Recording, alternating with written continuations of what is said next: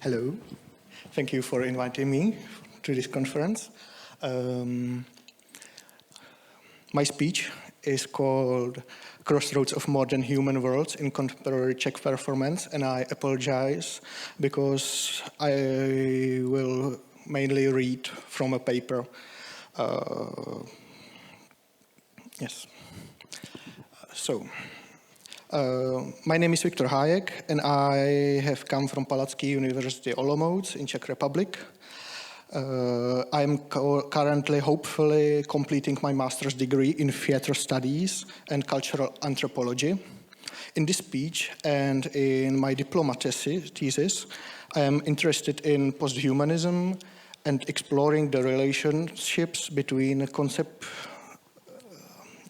connections of the world grounded in epistemological naive realism and modern human ecosystems, which challenge traditional human-centered perspectives in performative studies. This paper aims to use concrete samples of Czech productions interpreted through Bruno Latour's action network theory and Timothy Morton's concept of ecological being to demonstrate possible forms of symbiotic and, above all, conscious cohabitation of space and time with non-human beings. Theater, especially puppet theater and object theater, is fundamentally grounded in the act of playing with the boundary between the inanimate and the animate. I intend to read theater and performance art as a shared zone of friction between the human world and world that humans often overlook, the world of more than human actors. Bruno Latour's actor network theory guides my perspectives on this issue. In essence, in this theoretical framework with a specific epistemology widely adopted, yet also critically debated. It has been adopted by numerous disciplines that use it to describe forces and relations among actors, actants, as Latour terms anything that performs an action, whether it is human or not. In a similar way to discussion I encountered in the Polish context about replacing the term puppet and the term puppet with animant. The English word actor carries problematic anthropocentric connotations, which is why Latour introduces the notion of the actant. I aim to show playful and non-violent possibilities for reconfiguring relations in ways that reflect the complexity of our world. I have selected examples of productions that work with objects in idiosyncratic ways. Coincidentally, each of these examples is either entirely nonverbal or deconstructs verbal language into its constituent elements. My first example is of such a production is Návštěva, or The Visit in English. Work presented by Terrain Platform, which is part of the Center for Experimental Theatre in Brno. It is a multisensory performance popular not only among children. The authors are Robert Smolík, who created the puppets, and Veronika Vlková, an illustrator who animates the puppets during this performance. Phenomenologically, the situation unfolds as follows.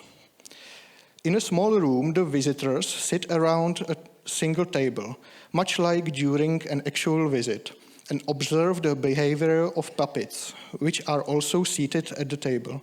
The action is initiated by the puppet dressed in an apron-like garment, an elderly woman, and who prepares broths made of colored pigments for the other puppets and for the visitors. The entire performance is a synesthetic experience. All animants are made from natural materials such as turmeric, wool, wood, or eggshells. During this meta-visit, the audience observes the encounter of strange little creatures created from the most ordinary everyday objects and their transformation into a pigment, which is used in the second part of the performance for collective painting on canvas. The entire event lacks straightforward narrative. It aims to create a sense of timelessness within a liminal space. There is a subtle shift of perception of the surrounding world. The focus on the present moment with an emphasis on the process rather than the outcome. All elements from natural materials, such as this phenomenon in which elements simultaneously function as a theatrical character, subject, and as a medium, as an object, for producing a coloring substance for human use is crucial to me. My focus is not on the often discussed issue of inanimate material brought to life through animation, but instead on the fact that this situation implies parallel modes of being. Beyond ordinary human uses of substances such as turmeric, wool, chalk, or eggs, there exist N+1 other non-human ways of understanding and utilizing them. The following example is vyrobím díru, abych z ní mohla čouhat, or in English, I will make a hole so I can stick out of it. One could describe it as a lyrical poem. The author is Berta Doubková, a recent graduate of the Department of Alternative and Puppet Theatre at the Theatre Faculty of the Academy of Performing Arts in Prague. The performance is structured around the presence of actions that intuitively lead audience to expect a causal reaction. However, no such reaction occurs. The actions merely generate a continuous tension and have no climaxes. In this performance, the world appears to be something entirely unknown and non-human. According to Chekhov, if a gun is visible or mentioned on a stage, it must be inevitably fired in one of the following scenes. In this performance, the audience sees an assemblage of various objects on the stage and appear to have no relations to one another. These include ordinary everyday items, as well as highly specific or unusual objects. Their combination and separation on stage by Berta Doubková do not a priori evoke anything canny or familiar from the audience's own microspheres or social interactions. This serves as one realization that guns do not always need to go off. Sometimes objects live their own lives while not doing anything people expect from them. Za rohem svět, Around the Corner of the World, is a performance from Prague's Studio Hrdinů, inspired by the ideas of philosophical speculative realism by Timothy Morton. In the book, Being Ecological, Morton provides a highly accessible description of the globally widespread anxiety about global warming and environmental collapse, arguing that bearing such anxiety is for an individual an effectively unbearable burden. Complex problem on a global scale exceeds the everyday lived social world of humans. An individual does not have the agency to control events in the world and consequently their own future. In the image, they are trying to extinguish a fire they discovered on the reverse side of their costumes. And at this moment, it is essential to acknowledge that everything happening in the world manifests on various levels and scales. The complex processes of climate change affects, for example, human economies, ocean currents, and even the most overlooked organisms. After this intellectual exercise, it becomes easier to imagine that there are likely other non-human modes of being, experiencing time, and understanding oneself or one's ego. Morton points out, for instance, that a global pandemic exemplifies how the nature versus culture dichotomy is merely fragile social construct and that there is no objective boundary between the human world and the world of nature.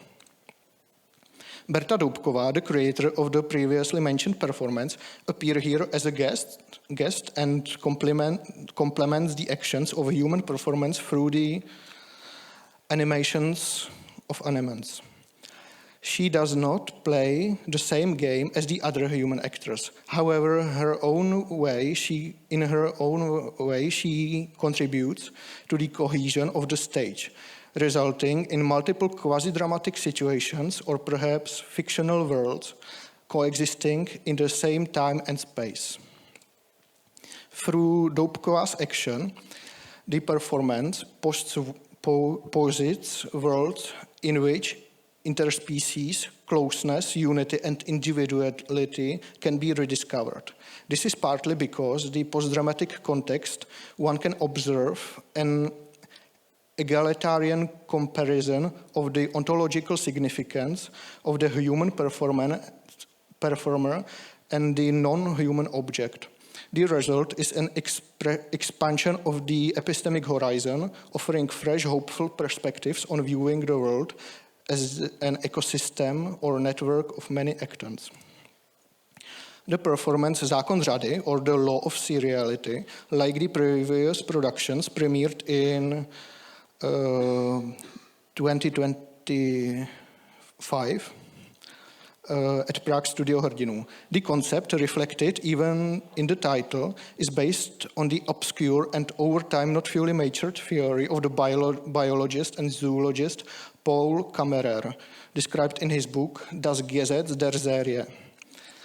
The performance invites the audience to search for connections and patterns in what initially appears to be random movement. At first, the human performance flaneur at regular intervals from one corner of the room to another. They pause briefly, observe, and then resume their movement. At one point, a small black sphere with a motor inside appears on the stage alongside them.